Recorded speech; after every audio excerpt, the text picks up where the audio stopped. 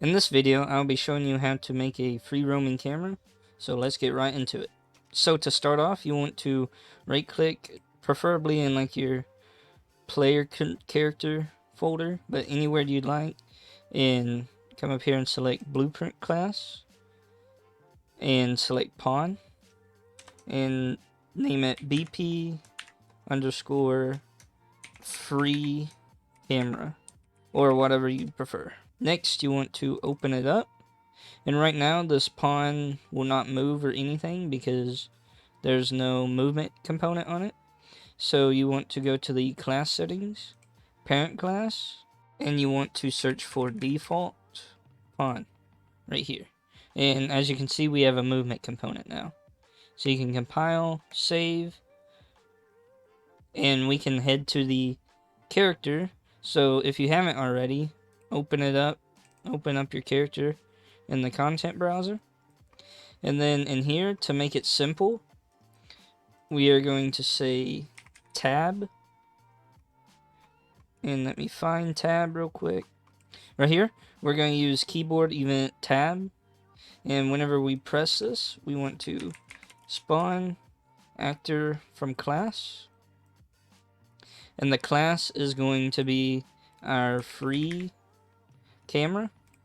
Alright, for the spawn transform, we're going to do get actor transform. Drag it over here. And for the instigator, we are going to do this. So get a reference to self. Just like that. So now, after we spawn this object, we want to possess it. So right click, uncheck context sensitivity, and do possesses right here, and hook this up. Our return value is going to go to the pawn, and then the target is going to be our player controller. So you want to do get player controller and hook this up. Alright, so now in the free look camera, it's going to be the exact same as this, but backwards.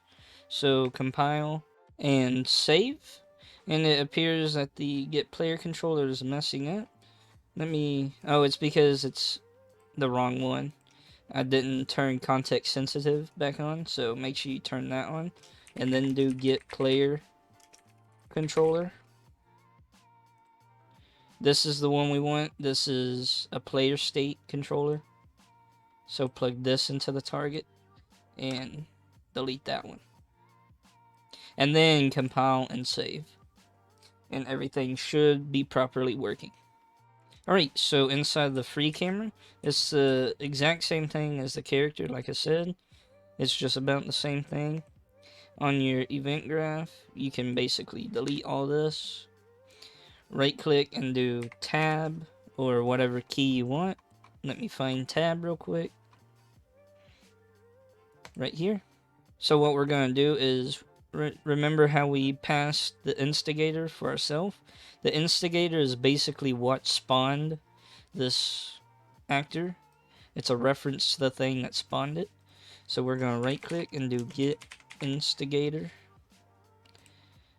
And then off of the instigator, in case the player is dead, we don't want to go back to the player. So we want to do is valid to make sure that the instigator is still valid. So on pressed, we check if the instigator is valid. Next, we want to do the possesses. So drag off of your instigator once again and do possesses. And uncheck context sensitive if you can't find it. And connect this up to is valid, like that. And then right click again, turn context back on. And then do get player controller. Right here. And then hook this up to possesses. And now one last thing, since we are spawning these every time, we don't want multiple of these. We just want one in the scene at a time. So right at the end, after we repossess, we want to destroy actor. Like that. And if you want, you can also do a little, since you can't really see the free camera, you can do a print string right here. And do actor destroyed. Or let's do camera destroyed. And so if this print string goes off, then that means the actor was successfully destroyed. So now we can compile and save this, minimize that, and we can press play.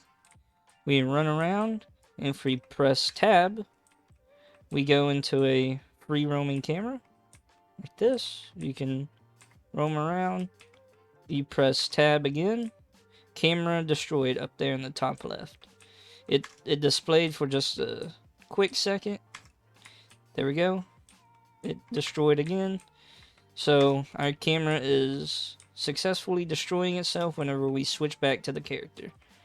And the character still works perfectly fine once you switch back. And you can free roam around with the other camera. That was today's tutorial.